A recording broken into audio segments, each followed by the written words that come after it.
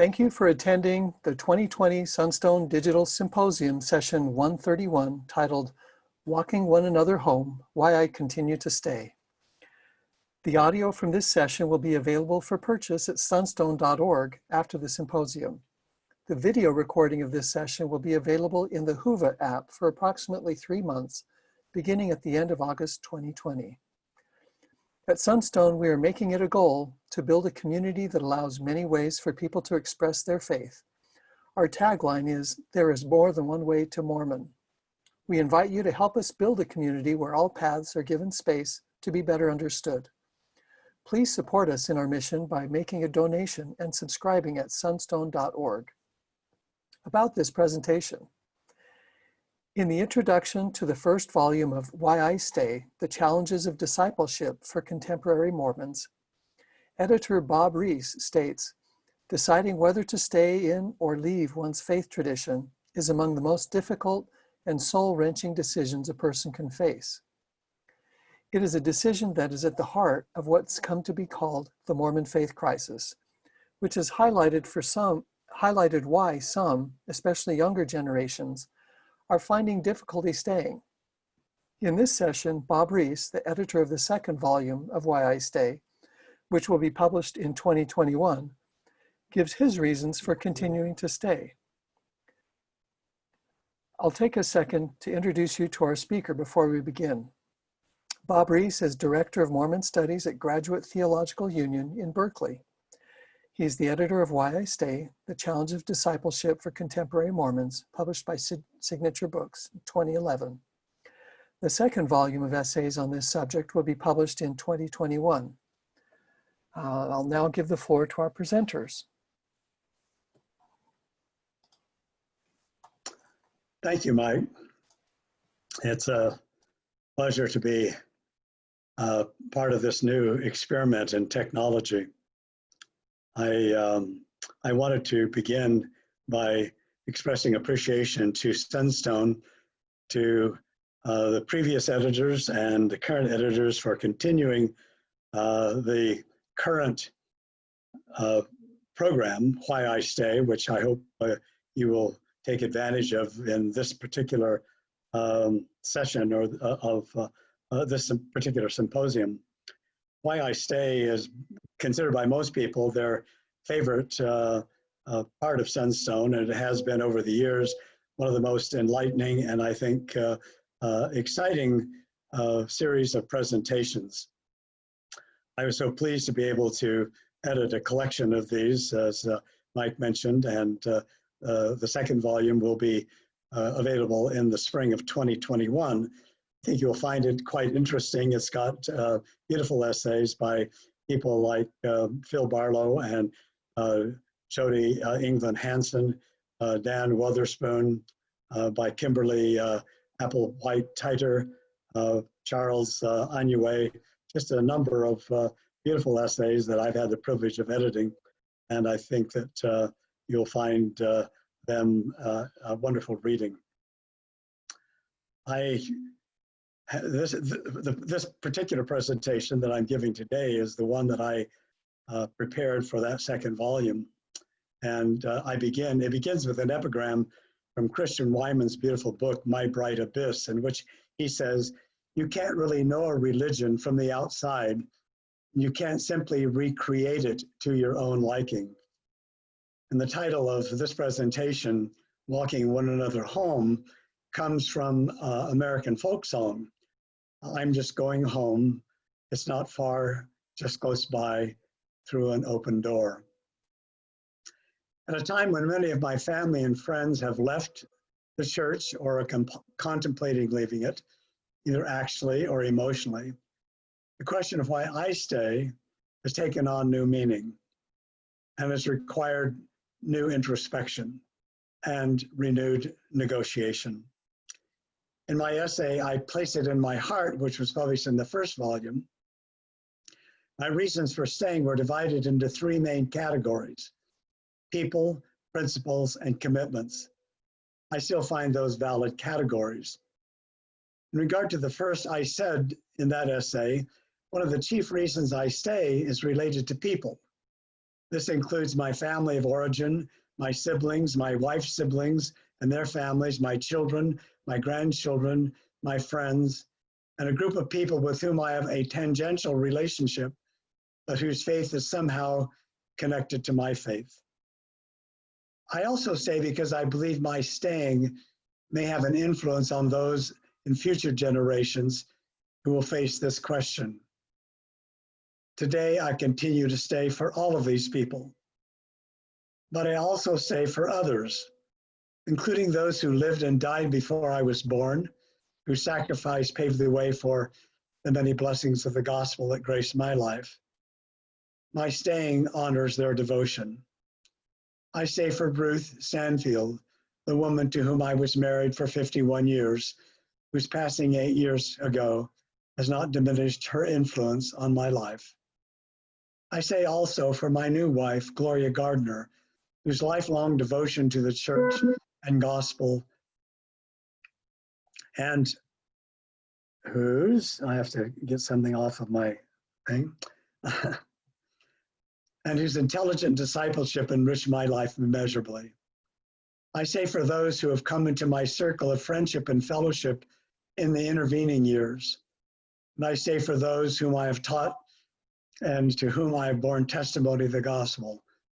I say for those charged with leading the church, because I feel that in spite of their errors and occasional misguided policies, they need the support of people like me who see beyond the limitations of their goodness and their humanity. I say for those who will come after me, who might be inspired by my devotion to something higher than myself, something as grand and as glorious as the gospel of Jesus Christ, including those exciting and enlightening expansions of that gospel that have come through the restoration. I want all of those for whom I stay to know that my faithfulness is stronger than the cords of death, as it says in the Doctrine and Covenants. I also say for specific individuals, those whose names are changed here for matters of privacy. I say for Sister May Stanton, a widow in my ward, to whom I minister, whose heart aches from family neglect. I say for Emily Davis, one of my university students who wonders if there is a place in the church for feminists like her.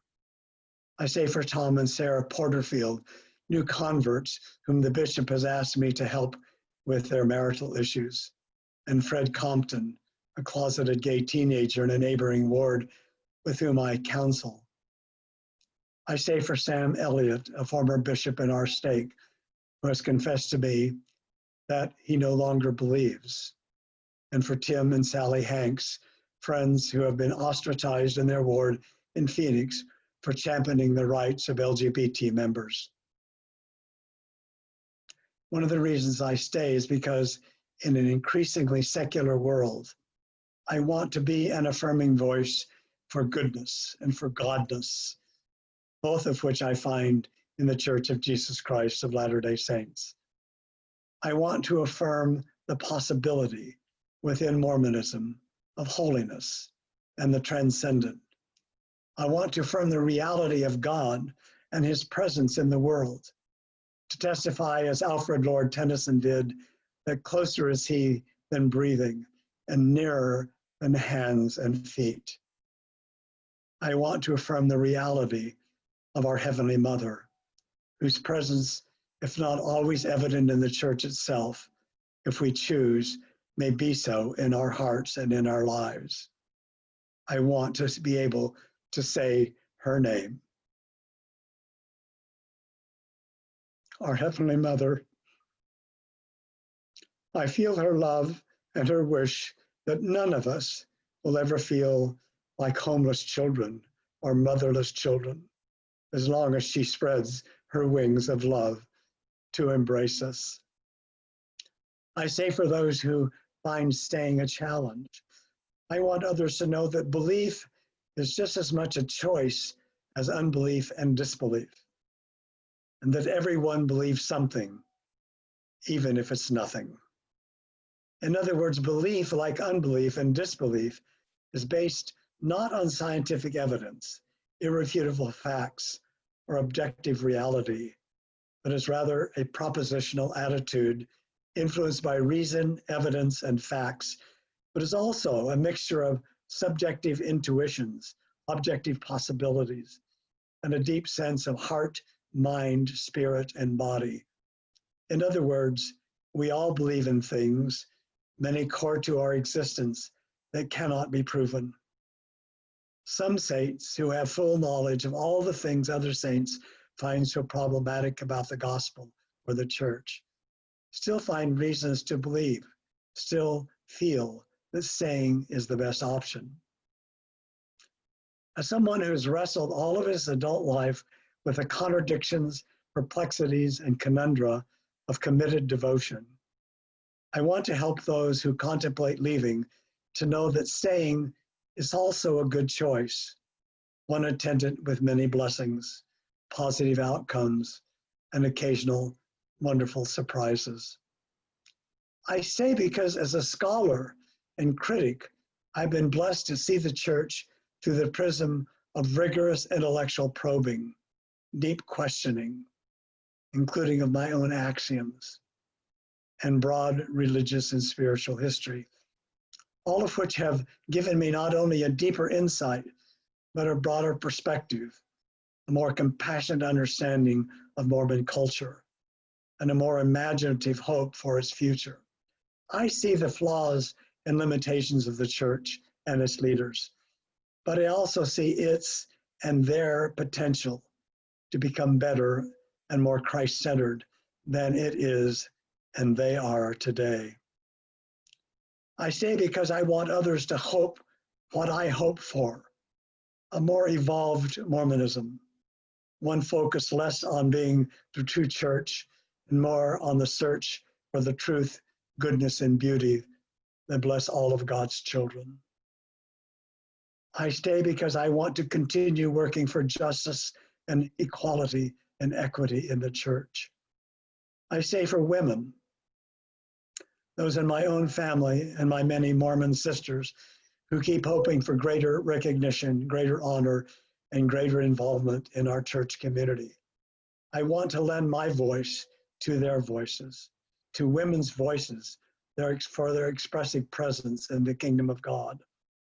I want to continue to speak also on behalf of my gay, lesbian, bisexual, transgender, and intersex brothers and sisters to champion their cause, including their desire to find love as we, their heterosexual brothers and sisters, do. I believe that by staying and championing these causes, they have a greater chance of success. I stay because I want to continue to try and save and serve the church's 10,000s of malnourished children through the work my colleagues I do and I do on behalf of the Bountiful Children's Foundation. As I have traveled to Guatemala, Colombia, Haiti, Peru, the Philippines, Madagascar, and the South Pacific over the past decade to minister to these children, I've come to believe that they constitute one of the most compelling reasons for me to stay. By staying for them and their faithful parents, I'm in a better position to persuade the church and the saints in the prosperous stakes of the church to help save their lives, which requires only the smallest of sacrifice, and for most of us, no sacrifice at all. I stay because the healthy development of these children's minds and bodies will make a profound difference in the church of the future.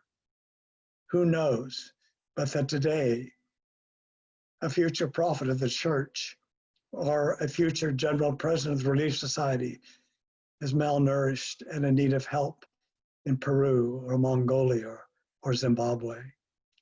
I say because I am under covenant to regard these children as among the least of God's children. I encourage you to support the work of the Bountiful Children's Foundation. We are feeding malnourished Latter-day Saint and other children in 200 congregations in 20 countries. I encourage you to take a moment to write down just or to remember bountifulchildren.org. Go to it, that website, and make a contribution. For $100, you can provide all of the nutritional supplements for a child for an entire year.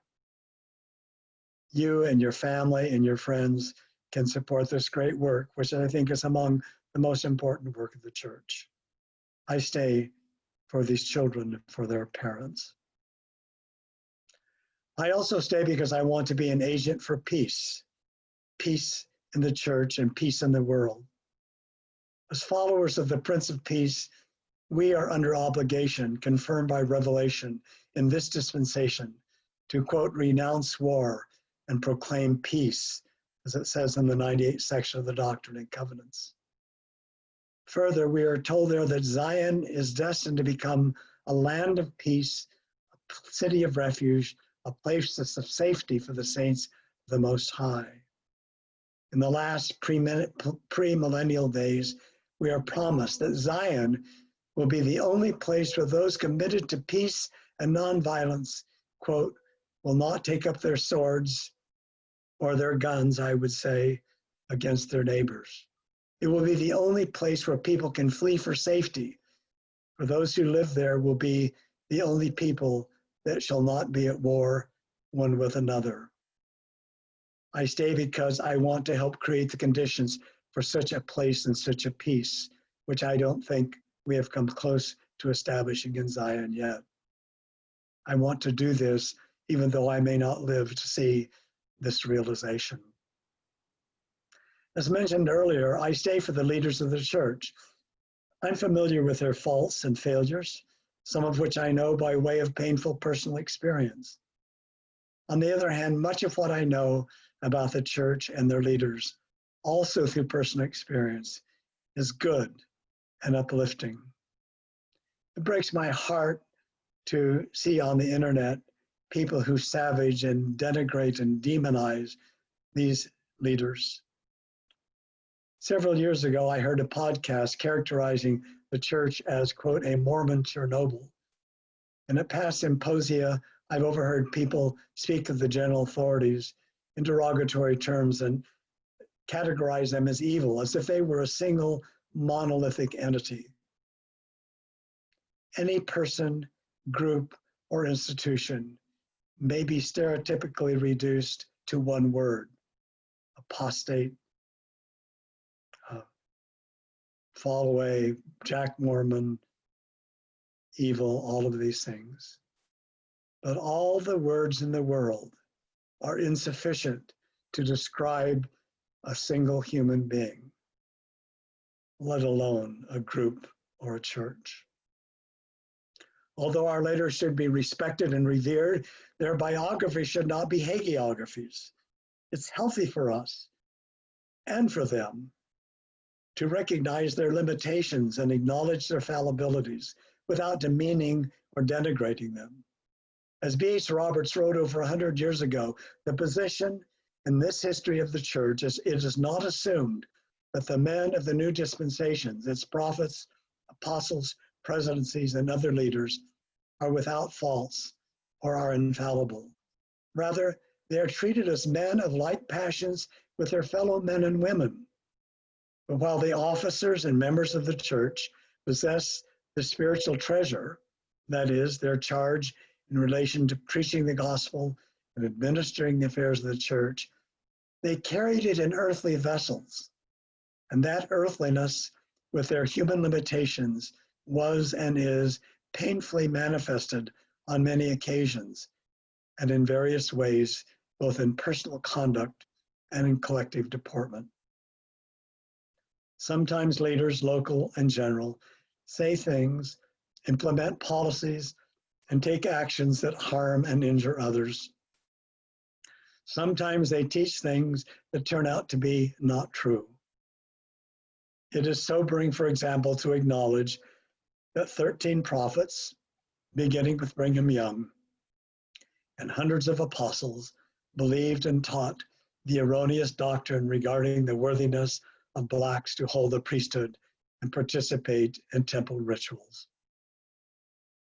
Until recently, A number of modern church leaders held incorrect ideas about the etiology and nature of homosexuality, with tragic consequences for some individual gay and lesbian saints and their families. Some leaders continue to hold prejudicial views of transgender people and hostile attitudes toward feminism. The problem isn't in acknowledging these and other unflattering facts about the church and its leaders. It is in denying them. For the crux of the current faith crisis is not rebellion or unrighteousness, but rather a break in trust with leaders and with the church itself.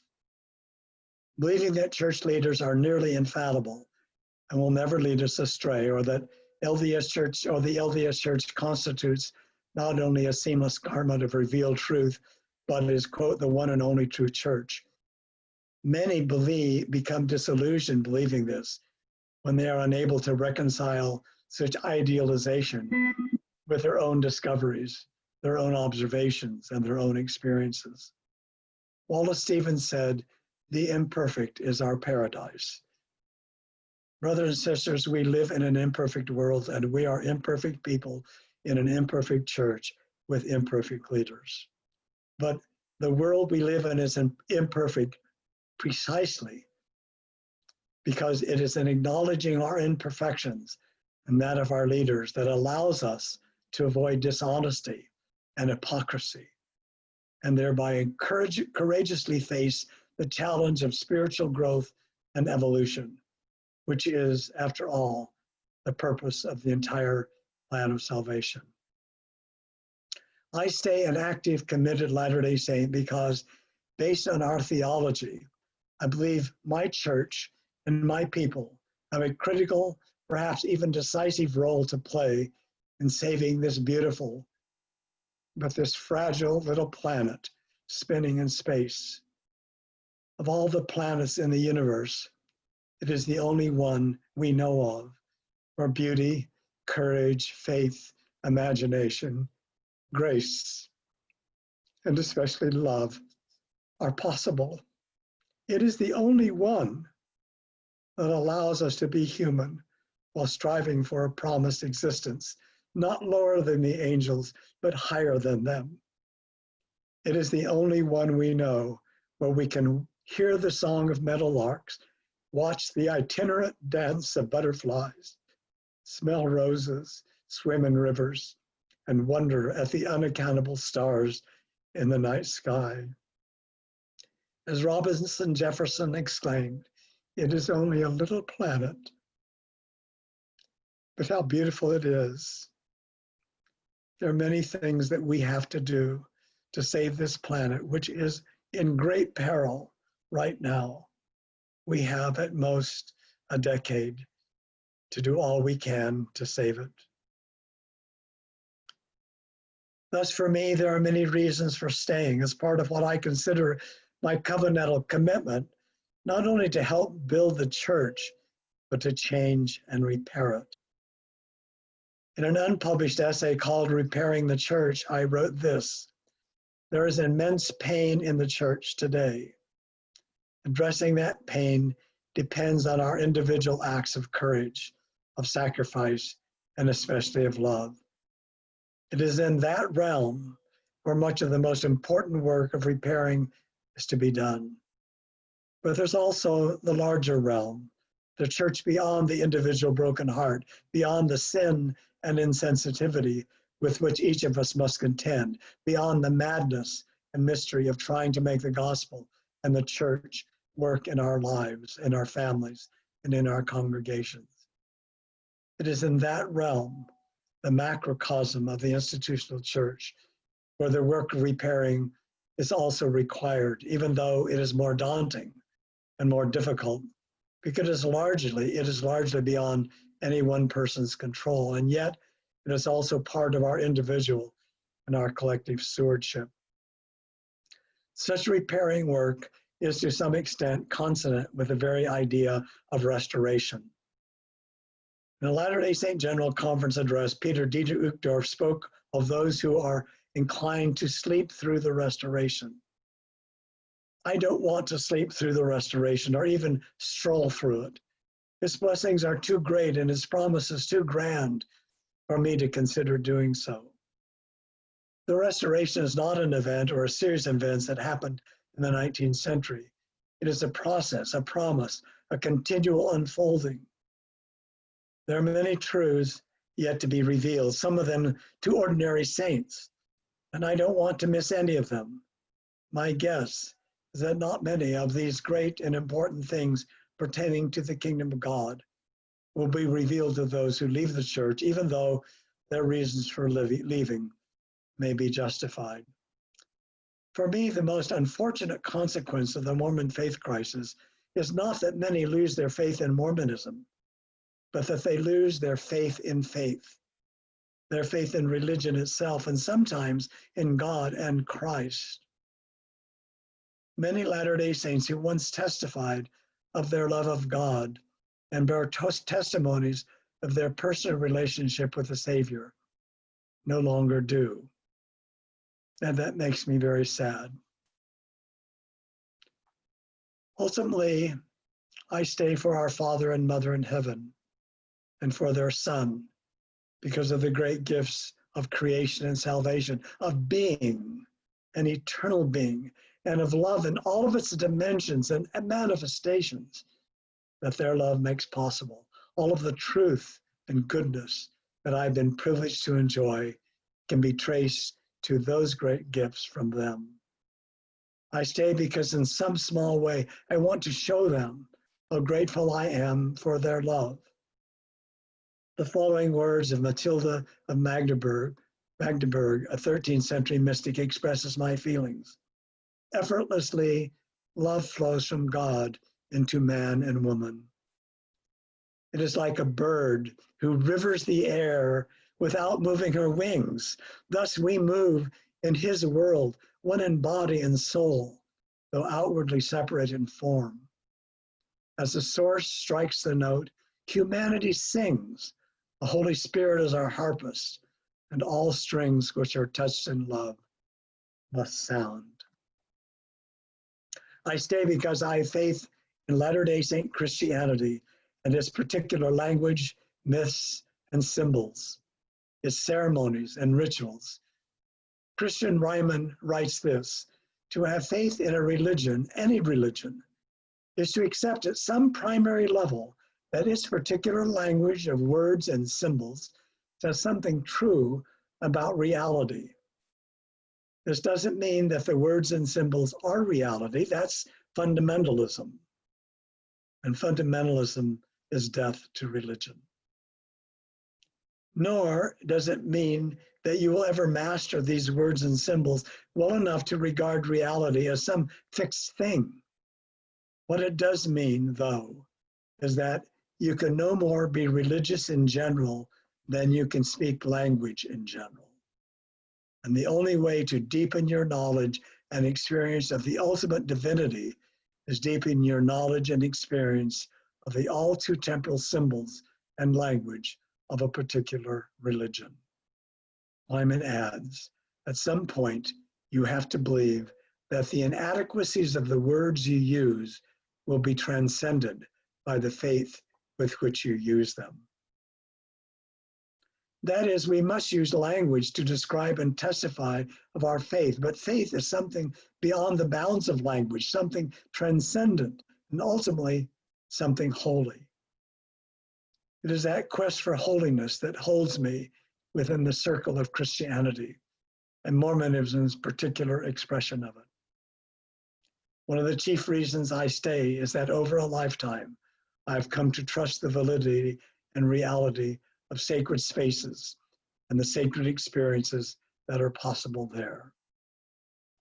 There isn't much space in the house of secularism these days for the holy. And to choose a life without holiness and all that attends it is, to quote Wallace Stevens, to lose sensibility, to see what one sees as if sight had not its own miraculous thrift, to hear only what one hears, one meaning alone.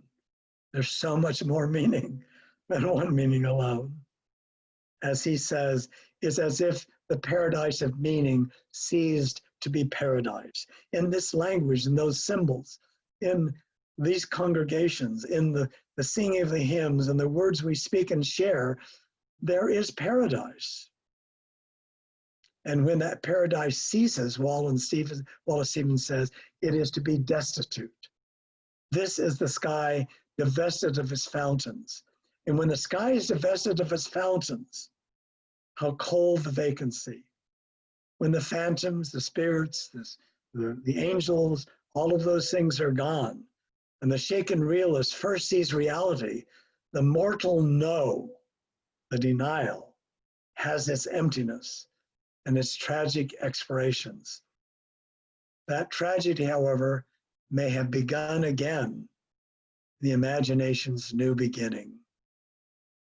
In the yes of the realist, spoken because he must say yes, spoken because under every no lay a passion for yes that has never been broken.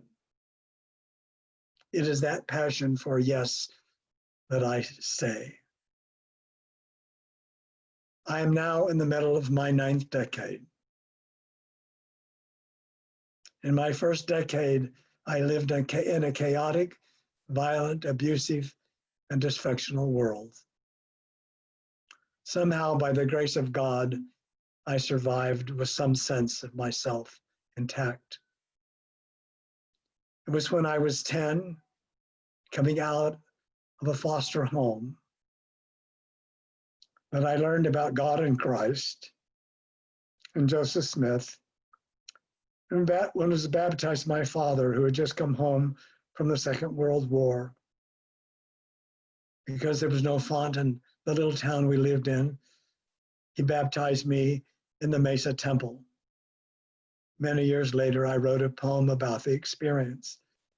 As a boy, I too entered the water, baptized by my father, in a bowl on the backs of bronze oxen. The cerise flower bloomed in the night, and blossoms of the saguaro scented the desert air.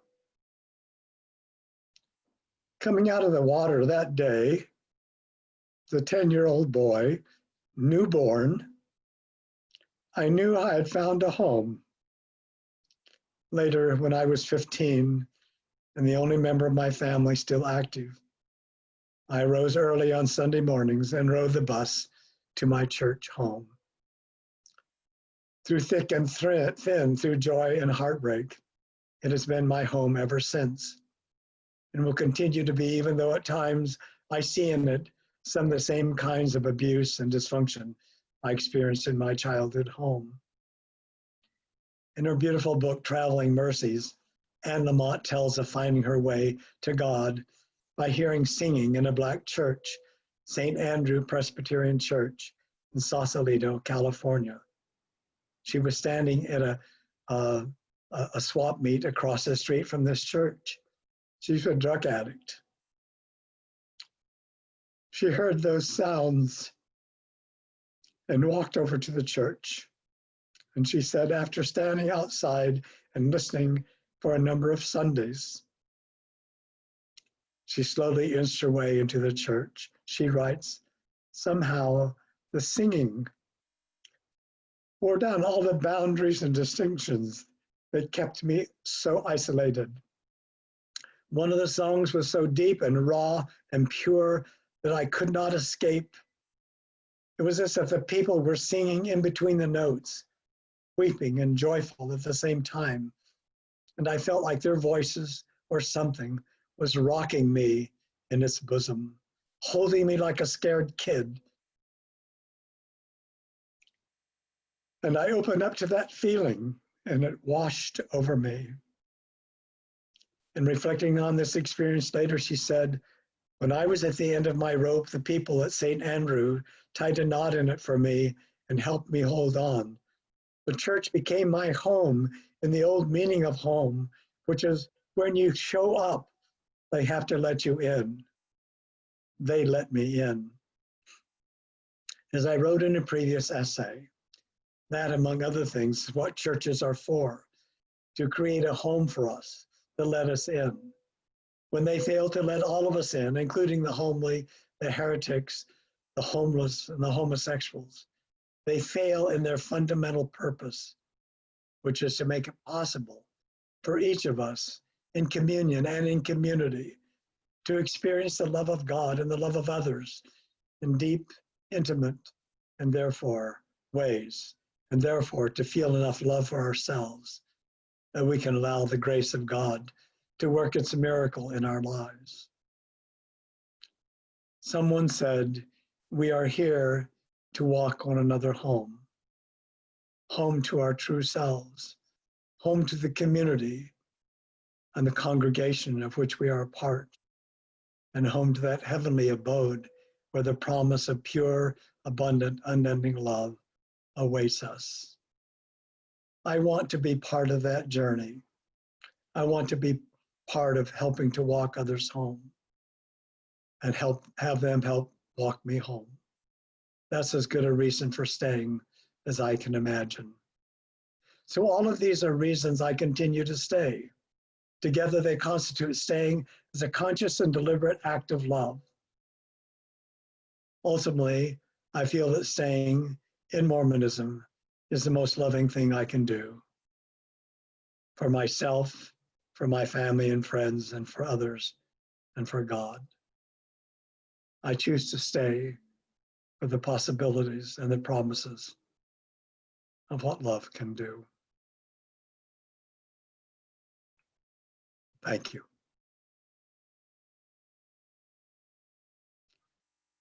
I believe if there's time, there is time for a few questions, if anyone has them. Mike, I don't know if you're attending to questions, but if there are any, I would be pleased to answer them. Hi, Bob. I've been monitoring the questions. There initially were a couple of people who had some difficulties with the video. There haven't been any questions since that time. I have a question for you though. I'm wondering if you've noticed any changes in the Why I Stay responses that have been offered over the years. It's a very good question, Mike. And in the few minutes we have left, let me say that editing the second volume it was much different than the first for several reasons. One, because some of the people who spoke at Sunstone and gave testimonies, or not testimonies, but expressions, essays of why they stay, ended up not staying. Others who decided to stay and who submitted their essays found that it was too painful to stay, and so withdrew their essays. I feel that it's a much more complicated question these days than it was 10 years ago when I edited the first volume, and it was 30 or 40 years ago when Sunstone started this session. It's much more complicated. The faith crisis is a very real thing in Mormonism. I spend the majority of my spiritual and religious time addressing the faith crisis. It's real and it's troubling. And what I am trying to say in this essay, that we can't ignore it. What we can do is try and understand the roots of it, try and understand what we can do to diminish the reasons people leave. And I think we can do that by making our congregations more accepting, to making them more inclusive, to ask ourselves, if someone came in to the church who was different to your congregation and sat down next to you, would you welcome that person and invite them to your home? Would you welcome them back to church? Very often that does not happen. In any situation, what governs my life is this question: what is the most loving thing I can do? What is the most loving thing I can do for the people who are disenchanted and disenfranchised and distanced from the church? I can love them. What is the most loving thing I can do for those few people who feel marginalized?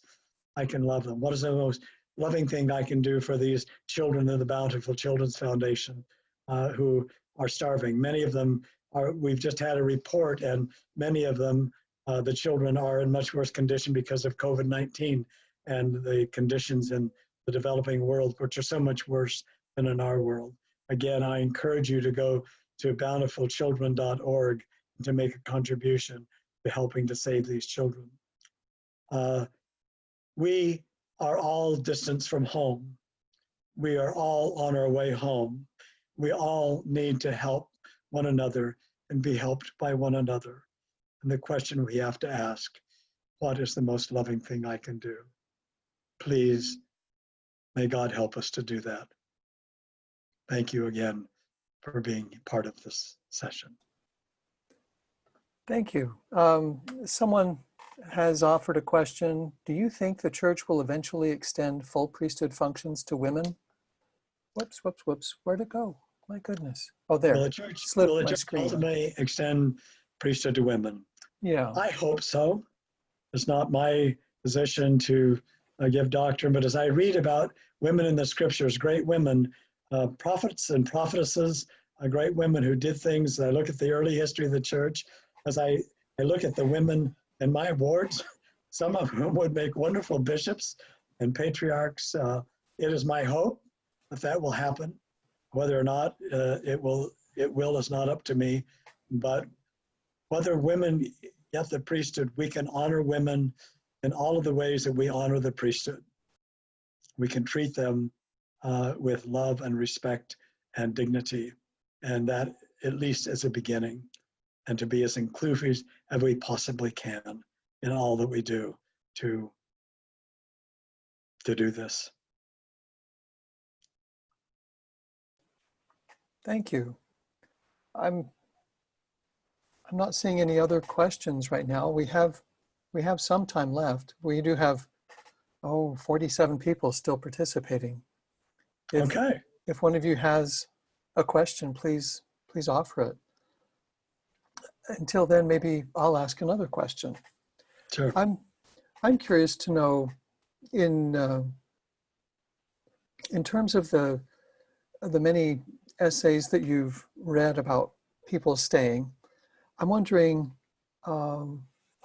what themes stand out most to you as underlying those efforts to stay. That's a great question, Mike. I think that every person makes that decision on his or her own.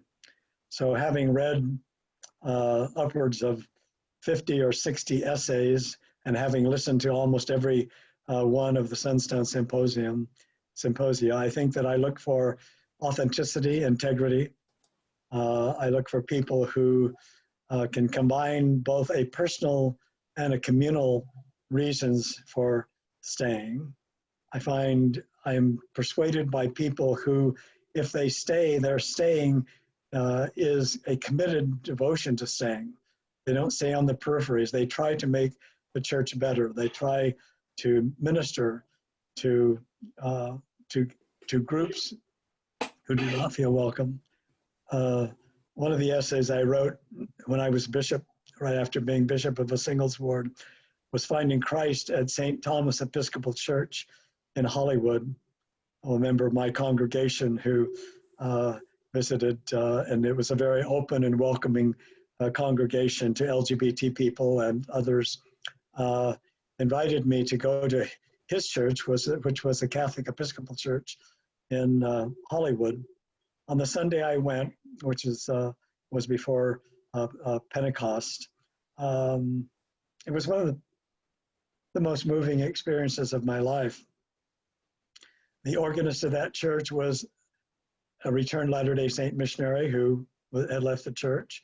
The leader of the congregation, the lay congregation, was a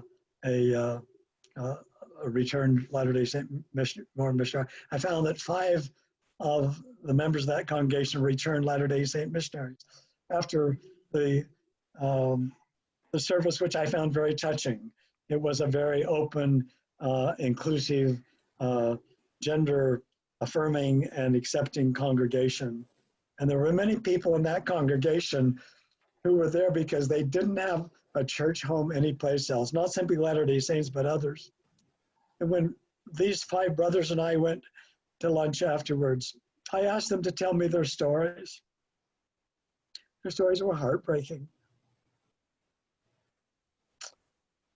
Every one of them expressed a desire to hear the songs of Zion, to be in a Latter-day Saint congregation that they no longer felt welcome in. Every one of them was honoring their commitment to Christ by being an energetic member of the congregation they were part of. I have had conversations with many people like that. As I say, I have members of my own family who have left the church. I have grandchildren who are not in this church. I have brothers and sisters who are not in this church. I have many friends who are not. Friends I love as much as I love anyone. And I wish that they felt comfortable. I wish they felt they could come back. I want to be there when anybody comes to church. One of the reasons I stay is that on any Sunday, as I look out in the congregation, I look for a stranger. I look for somebody who comes who doesn't look like he belongs, or doesn't look like he feels he belongs or she belongs. There are members of my congregation that I know are not there on Sunday. Some of them have been deeply hurt, have been felt estranged from the church. Some of the people I mentioned and what I said.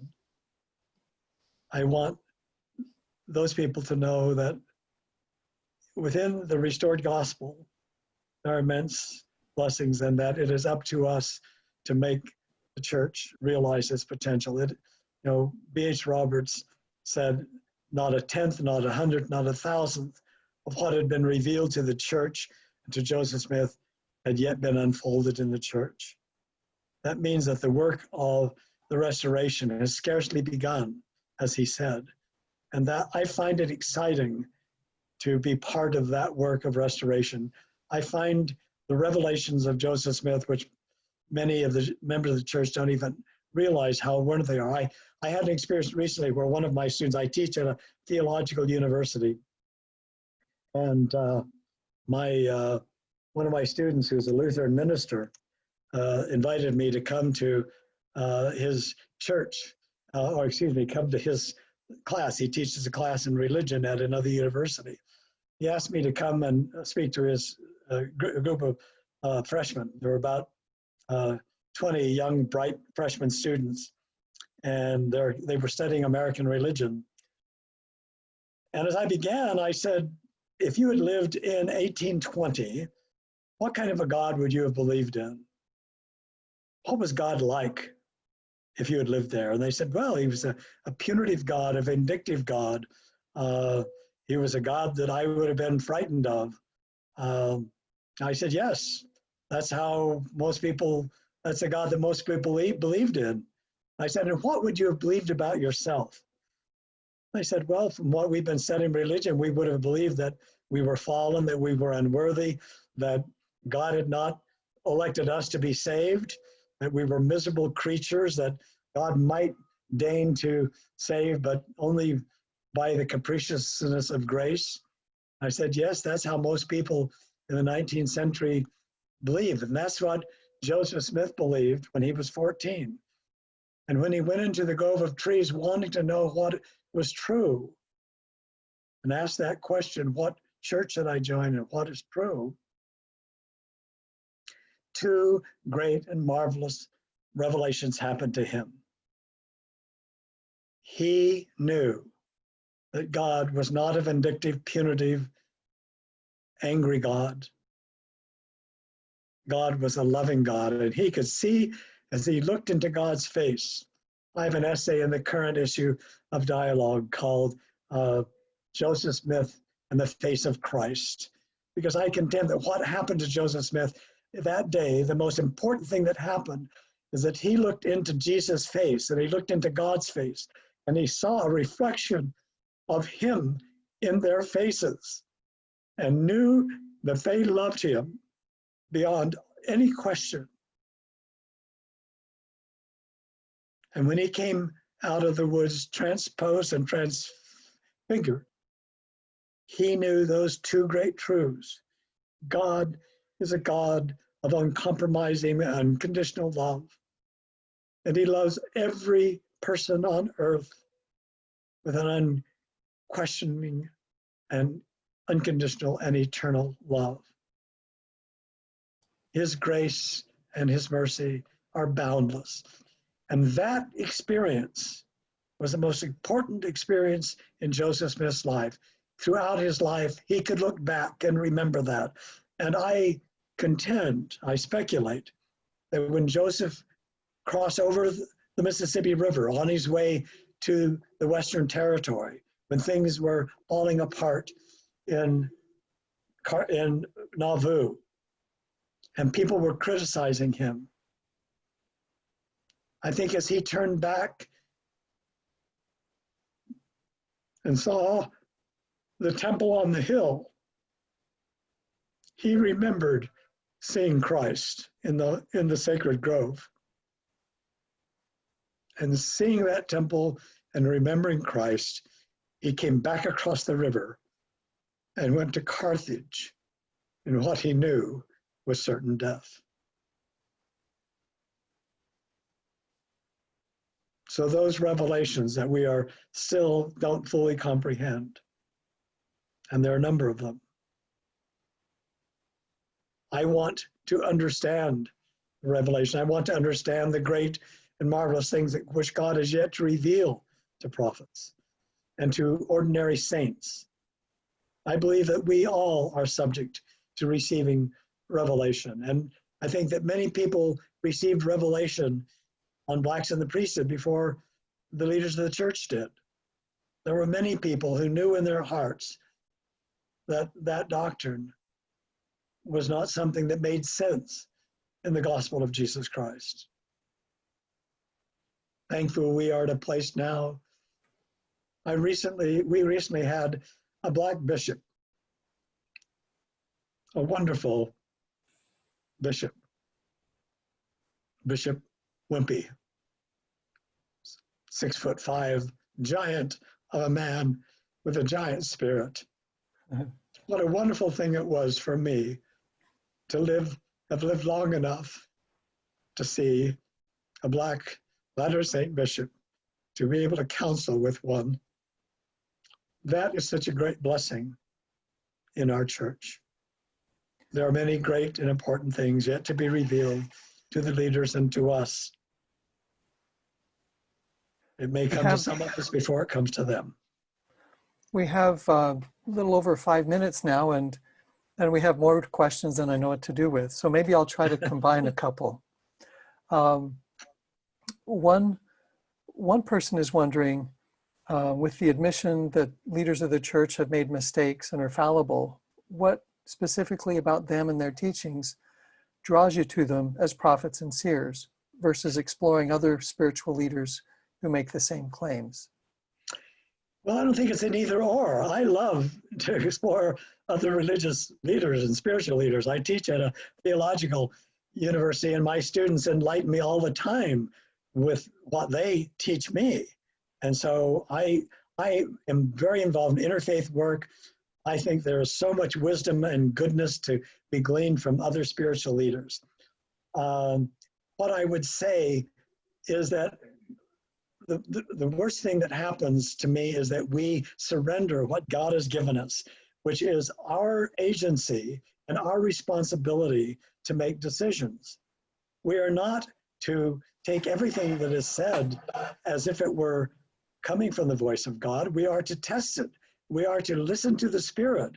We are to evaluate it. That is our responsibility. The problem with so many saints, including some who have left, is that they've surrendered their discipleship to an institution. Bob, that discipleship decision rests with us. Excuse me.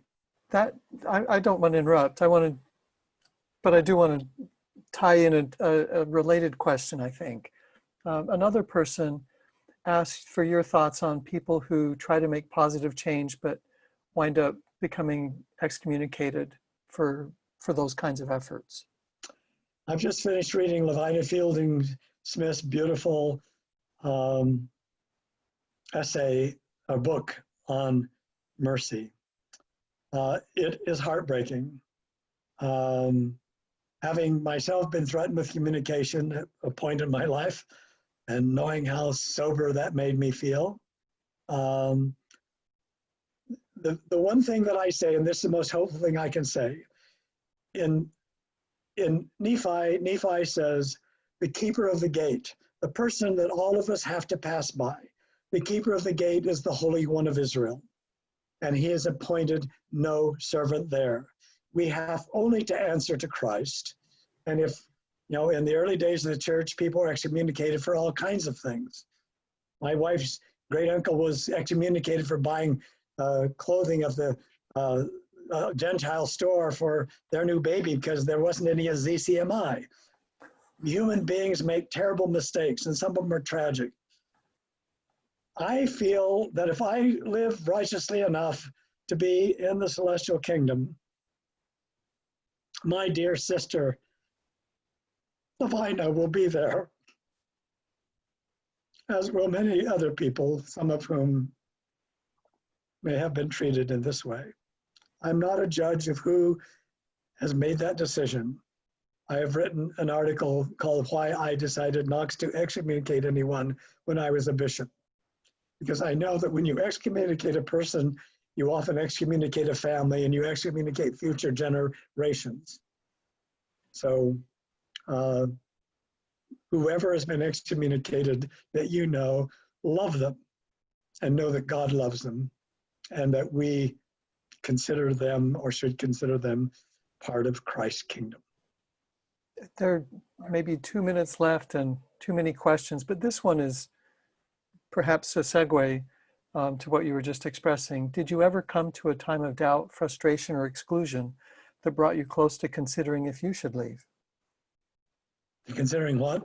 If you should leave.